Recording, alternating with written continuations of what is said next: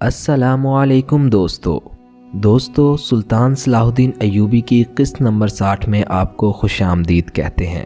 آج ہم بات کریں گے ایونا جب عائشہ بنی۔ 1172 کا دوسرا مہینہ گزر رہا تھا۔ شوبہ کا قلعہ تو سر ہو چکا تھا، لیکن شہر میں ابھی بد نظمی اور افراتفری تھی۔ عیسائی اپنے کنبوں سمیت وہاں سے بھاگنے کی کوشش کر رہے تھے، کچھ بھاگ بھی گئے تھے۔ انہیں ڈر یہ بھی محسوس ہو رہا تھا کہ جس طرح انہوں نے شوبہ کے مسلمان باشندوں پر ظلم و تشدد وار رکھا تھا، اسی طرح اب مسلمان ان کا جینا حرام کر دیں گے۔ اس انتقامی کارروائی سے وہ اتنے خوف زدہ ہوئے کہ انہوں نے جب اپنی فوج کو قلعے سے بھاگتے سلطان ایوبی کے تیر اندازوں کے تیروں سے مرتے اور ہتھیار ڈالتے دیکھا تو وہ اپنے بال بچوں کو لے کر گھروں سے نکلنے لگے۔ مسلمان سپاہ نے انہیں جانے نہیں دیا تھا۔ سلاروں اور کمانداروں نے اپنے طور پر حکم دے دیا تھا کہ شہر سے کسی شہری کو کہیں جانے نہ دیا جائے۔ چنانچہ سپاہی بھاگنے والے عیسائیوں کو ریگستان کے دور دراز راستوں، گوشوں اور ٹیلوں کے علاقوں سے روک روک کر واپس بھیج رہے تھے۔ یہ لوگ دراصل اپنے اور اپنے حکمرانوں کے گناہوں کی سزا سے بھاگ رہے تھے۔ انہوں نے یہاں کے مسلمانوں کو کیڑے مکوڑے بنا رکھا تھا۔ مسلمانوں کا کیمپ ان کا منہ بولتا ثبوت تھا۔ سلطان ایوبی کو اس کیمپ کا علم تھا۔ وہ شوبک میں داخل ہوتے ہی اس کیمپ میں پہنچا تھا۔ ایک اندازے کے مطابق وہاں 2000 کے قریب مسلمان قید تھے۔ یہ 2000 لاشیں تھیں۔ ان سے مویشیوں کی طرح کام لیا جاتا تھا۔ ان سے غلاظت تک اٹھوائی جاتی تھی۔ ان میں بہت سے ایسے بھی تھے جو یہاں جوانی میں لائے گئے تھے اور بوڑھے ہو چلے تھے۔ وہ بھول گئے تھے کہ وہ انسان ہیں۔ ان میں پہلی لڑائیوں کے جنگی قیدی بھی تھے، اور ان میں ان بد نصیبوں کی تعداد زیادہ تھی جنہیں صلیبیوں نے قافلوں سے اور شہر سے پکڑ کر کیمپ میں ڈالا تھا۔ یہ امیر کبیر تاجر تھے یا خوبصورت لڑکیوں کے باپ تھے۔ ان سے دولت، مال اور لڑکیاں چھین لی گئی تھیں۔ ان میں شہر کے وہ مسلمان بھی تھے جن کے خلاف یہ الزام تھا کہ وہ سلطنت اسلامیہ کے وفادار اور صلیب کے دشمن ہیں۔ شہر میں جو مسلمان رہتے تھے وہ نماز اور قرآن گھروں میں چھپ چھپ کر پڑھتے تھے، وہ بھی اس طرح کہ آواز باہر نہ جائے۔ وہ معمولی حیثیت کے عیسائیوں کو بھی جھک کر سلام کرتے تھے۔ اپنی جوان بیٹیوں کو تو وہ پردے میں ہی رکھتے تھے، اپنی معصوم بچیوں کو بھی وہ باہر نہیں نکلنے دیتے تھے۔ عیسائی خوبصورت بچیوں کو اغوا کر لیتے تھے۔ سلطان ایوبی نے جب ان 2000 زندہ لاشوں کو دیکھا تو اس کے آنسو نکل آئے۔ اس نے کہا تھا، ان مظلوموں کو آزاد کرانے کے لیے میں پوری کی پوری اسلامی سلطنت کو داؤ پر لگا سکتا ہوں۔ اس نے ان کی غذا اور ان کی صحت کے لیے فوری احکامات جاری کر دیے تھے اور کہا تھا کہ ابھی انہیں اسی جگہ رکھا جائے اور انہیں بستر مہیا کیے جائیں۔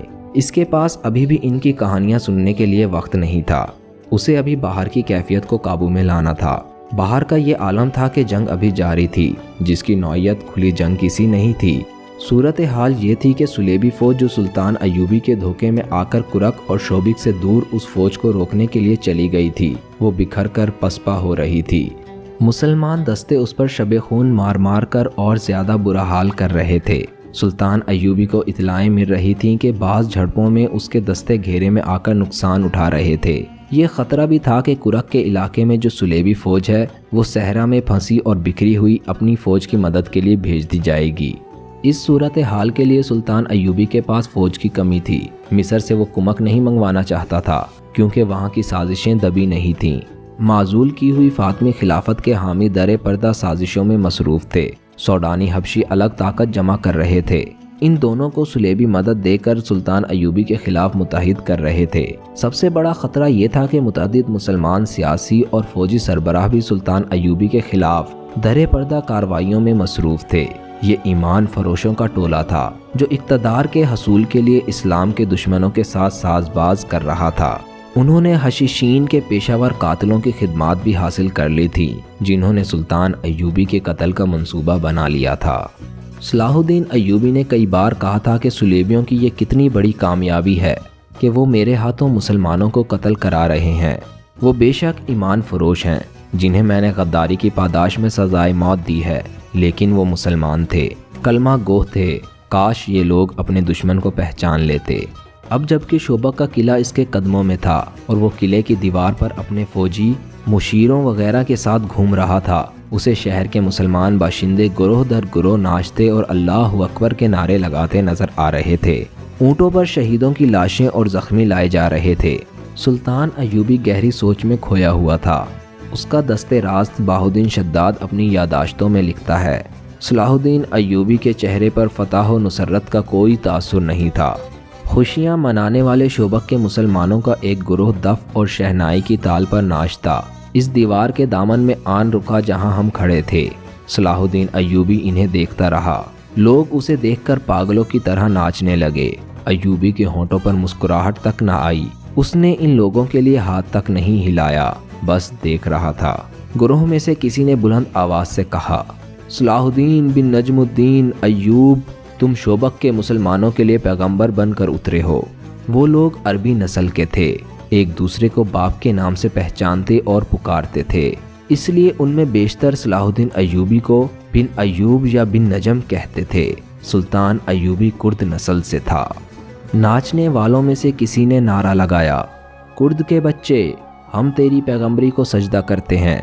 صلاح الدین ایوبی یک لخت بیدار ہو گیا، تڑپ کر بولا، انہیں کہو مجھے گناہ گار نہ کریں، میں پیغمبروں کا غلام ہوں، سجدے کے لائق صرف اللہ کی ذات ہے۔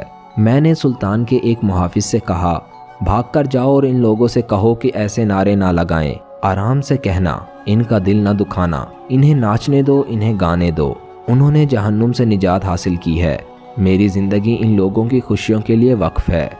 وہ اور کچھ نہ کہہ سکا کیونکہ اس کی آواز بھر آئی تھی۔ یہ جذبات کا غلبہ تھا۔ اس نے منہ پھیر لیا، وہ ہم سب سے اپنے آنسو چھپا رہا تھا۔ کچھ دیر بعد اس نے ہم سب کی طرف دیکھا اور کہا، ہم ابھی فلسطین کی دہلیز پر پہنچے ہیں، ہماری منزل بہت دور ہے، ہمیں شمال میں وہاں تک جانا ہے جہاں سے بحیرہ روم کا ساحل گھوم کر مغرب کو جاتا ہے، ہمیں سرزمین عرب سے آخری سلیبی کو دھکیل کر بحیرہ روم میں ڈبونا ہے۔ وہیں سلطان ایوبی نے اپنے متعلقہ مشیر کو حکم دیا کہ سارے شہر میں منادی کرا دو، کہو کوئی غیر مسلم اس خوف سے شہر سے نہ بھاگے کہ مسلمان انہیں پریشان کریں گے۔ کسی کو کسی مسلمان فوجی یا شہری سے کوئی تکلیف پہنچے تو وہ قلعے کے دروازے پر شکایت کرے، اس کا ازالہ کیا جائے گا۔ اس نے زور دے کر کہا کہ ہم کسی کے لیے تکلیف اور مصیبت کا نہیں، پیار اور محبت کا پیغام لے کر آئے ہیں۔ اگر کسی نے اسلامی حکومت کے خلاف کوئی بات یا حرکت کی تو اسے اسلامی قانون کے مطابق سزا دی جائے گی، جو بہت سخت ہوگی، اور یاد رکھو کہ اسلامی قانون سے نہ کوئی غیر مسلم بچ سکتا ہے نہ مسلمان۔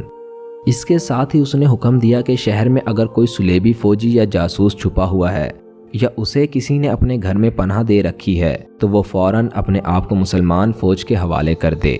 سلطان ایوبی کی فوج قلعے کے ایک دیوار توڑ کر اندر آ گئی تھی۔ اس نے حکم دے رکھا تھا کہ قلعے کے اس حصے پر فوراً قبضہ کیا جائے جہاں سلیبیوں کے محکمہ جاسوسی کا مرکز تھا۔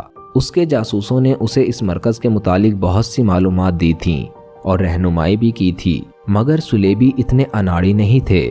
انہوں نے سب سے پہلے اسی حصے کو خالی کیا اور دستاویزات نکال کر لے گئے۔ ان کی جاسوسی کا سربراہ ہرمن اور اس کے دیگر ماہرین وہاں سے غائب ہو چکے تھے۔ البتہ 8 لڑکیاں پکڑی گئی تھیں جو علی بن سفیان کے حوالے کر دی گئی تھیں۔ وہ ان سے معلومات لے رہا تھا۔ ان لڑکیوں نے بتایا تھا کہ کم و بیش 20 لڑکیاں وہاں سے نکل گئی ہیں۔ وہ سب اپنے طور پر بھاگی تھیں۔ ان کے ساتھ کوئی مرد نہیں تھا۔ مرد جاسوس بھی نکل گئے تھے۔ ان 8 لڑکیوں میں سے ایک نے اپنی ساتھی لڑکی لوزینہ کے متعلق بتایا تھا کہ اس نے ایک مسلمان فوجی حدید کو قلعے سے فرار کرا کے خودکشی کر لی تھی۔ شوبک میں امن اور شہری انتظامات بحال کرنے کی سرگرمیاں تھیں اور کرک میں شوبک پر حملے اور اسے سلطان ایوبی سے چھڑانے کی اسکیمیں بن رہی تھیں، لیکن سلیبی حملے کے لیے اتنی جلدی تیار نہیں ہو سکتے تھے جتنا وہ سمجھتے تھے۔ ان کے سامنے پہلا سوال تو یہ تھا کہ ان کے عالم جاسوس نے بڑی پکی اطلاع دی تھی کہ سلطان ایوبی کرک پر حملہ کرے گا۔ اس کی فوجیں کرک کی طرف آ رہی تھیں۔